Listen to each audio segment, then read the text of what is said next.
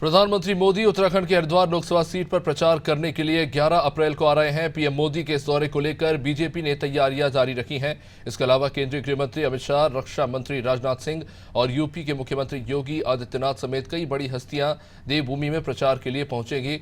Star प्रचारकों के इस चुनावी दौरे को लेकर बीजेपी के प्रदेश मीडिया प्रभारी मनवीर सिंह चौहान ने जानकारी दी।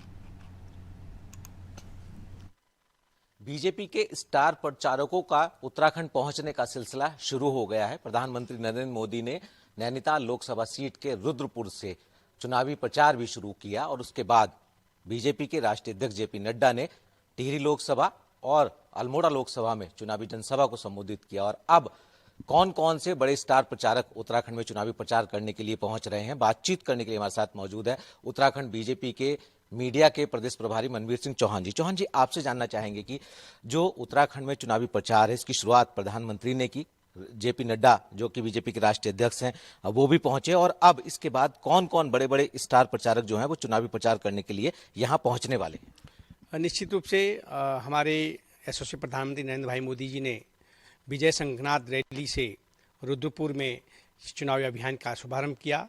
और ये सौभाग्य की बात है कि आदरणीय प्रधानमंत्री जी की दूसरी रैली का भी प्रस्ताव हमको प्राप्त हो चुका है। मुझे लगता है उसका भी स्थान जल्दी पार्टी संगठन द्वारा तय कर लिया जाएगा। हमारे राष्ट्रीय अध्यक्ष जी अल्मोड़ा, टिहरी और हरिद्वार लोकसभा क्षेत्र में अपना कार्यकर्ताओं को संबोधित कर चुके हैं। इसके साथ रोड शो का कार्यक्रम कर चुके हैं। इसके बाद हमारे उत्तर प्रदेश के यशस्वी मुख्यमंत्री माननीय योगी आदित्यनाथ जी का भी 3 रैलियों का प्रस्ताव उनका प्रस्तावित है। इसके साथ ही बीके सिंह जी केंद्रीय मंत्री, पूर्व केंद्रीय मंत्री, और हमारे आदरणीय रक्षा मंत्री राजनाथ सिंह जी, स्मृति ईरानी जी सहित कई स्टार प्रचारक हमारे उत्तराखंड में रैलियों को संबोधित करने वाले हैं। और साथ ही भारतीय जनता पार्टी के द्वारा हमारे प्रदेश के जो यशस्वी मुख्यमंत्री माननीय पुष्कर सिंह धामी जी हैं, वो 70 की 70 विधानसभाओं में अपने कार्यक्रम आयोजित उनके हो रहे हैं, रैलियों को संबोधित कर रहे हैं। आदरणीय मुख्यमंत्री जी एक दिन में 3-3 विधानसभाओं को फोकस करते हुए जनसभाओं को संबोधित कर रहे हैं, जनता को भारतीय जनता पार्टी के पक्ष में कर रहे हैं जो हमारे कार्य किए गए हैं उसके कारण। और वहीं प्रदेश अध्यक्ष बूथ स्तर तक चुनावी जो हमारे चुनाव में जो कार्यकर्ता लगते हैं उनका उत्साहवर्धन के लिए, उनको और सक्रिय करने के लिए प्रत्येक जो हारी विधानसभा थी उनमें बैठकें करके शक्ति केंद्र के जो हमारे प्रमुख हैं, बूथ के जो प्रमुख हैं, और जो हमारी चुनाव संचालन समिति विधानसभा स्तर बनाई गई उसको जो है प्रोत्साहित कर रही है। चौहान साहब, आप बता रहे हैं कि जो राष्ट्रीय स्तर के चुनाव प्रचार करने वाले स्टार प्रचारक हैं और जो प्रदेश स्तर के हमारे बीजेपी के स्टार प्रचारक हैं वो लगातार चुनावी प्रचार कर रहे हैं। अगर हम मुद्दों की बात करें तो किन पहलुओं पर ज़्यादा फोकस किया जा रहा है? आप बता रहे हैं कि संगठनात्मक लिहाज से जब पिछले चुनाव हुए थे उस दौरान जिन विधानसभा क्षेत्रों में बीजेपी की अच्छी परफॉर्मेंस नहीं रही है उसको बेहतर करने की भी कोशिश की जा रही है। मुख्यतः पर ज़्यादा फोकस आप लोग कर रहे हैं? देखिए, भारतीय जनता पार्टी का जो अगर मुद्दे की बात करें तो विकास ही प्रमुख मुद्दा भारतीय जनता पार्टी का, क्योंकि भारतीय जनता पार्टी जो कहती है वो करती है।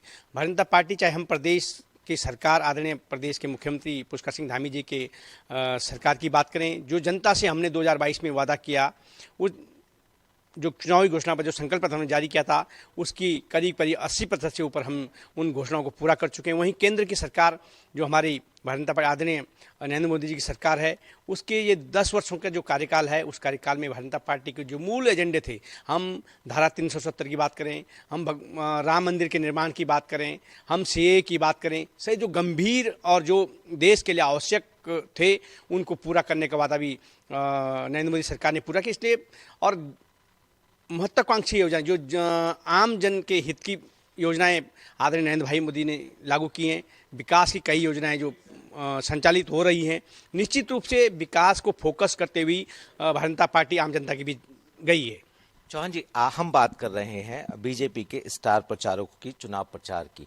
अगर हम स्टार प्रचारकों की बात करें तो आपने बताया कि कई केंद्रीय नेता हैं, खास तौर पर प्रधानमंत्री का दूसरा दौरा भी प्रस्तावित है, राष्ट्रीय अध्यक्ष जो हैं वो कई जनसभाओं को संबोधित कर चुके हैं, रक्षा मंत्री हैं वो आने वाले हैं, नितिन गडकरी जी आने वाले हैं, यूपी के मुख्यमंत्री।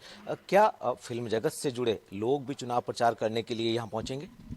देखिए, भारतीय जनता पार्टी कि जो क्योंकि समय के अनुसार, क्योंकि हमारे भारतीय जनता पार्टी में भी इस फिल्मी जगत के कई लोग हमारे पार्टी के लिए काम करते हैं और कई हमारे प्रत्याशी भी हैं, तो निश्चित रूप से अगर उनका समय हमारे उत्तराखंड राज्य के लिए मिले तो हम उसका स्वागत करेंगे। लेकिन इस समय हमारे पास हमारे प्रदेश में जो सबसे ज़्यादा जिनकी डिमांड हो रही है, देश के यशस्वी प्रधानमंत्री नरेंद्र भाई मोदी जी की आम जनता चाहती है कि उनको सुनना चाहती है, उनको देखना चाहती है। चौहान साहब, अंत में चलते एक सवाल आपसे और जानना चाहेंगे कि जो आप लोग तमाम मुद्दों को लेकर के जनता के बीच में जा रहे हैं, तमाम स्टार प्रचारक जो है चुनाव प्रचार करने के लिए यहाँ पहुँच रहे हैं, उत्तराखंड बीजेपी के प्रदेश मीडिया प्रभारी क्या मान रहे हैं, कितना फर्क इस चुनाव में जीत के लिहाज से आप मान करके चल रहे हैं?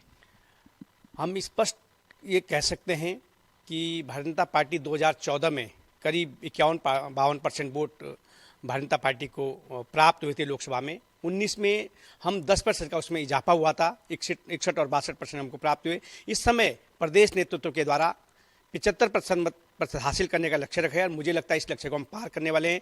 और 2019 और 14 के मुकाबले हम जो लक्ष्य रखा है कि 5-5 लाख वोट से हम प्रत्येक लोकसभा जीतने वाले हैं, ये हमारा लक्ष्य पूरा होने वाला है। बहुत बहुत शुक्रिया हमसे बातचीत करने के लिए। तो आपने सुना उत्तराखंड बीजेपी के प्रदेश मीडिया प्रभारी मनवीर सिंह चौहान जी को, जिन्होंने बताया कि किस तरह से स्टार प्रचारकों का शेड्यूल तैयार किया जा रहा है। निश्चित तौर पर उम्मीद की जानी चाहिए कि बीजेपी की ये जो मेहनत है ये रंग लाने वाली है। अपने सहयोगी कैमरामैन राहुल के साथ सोनू सिंह, अनादि टीवी।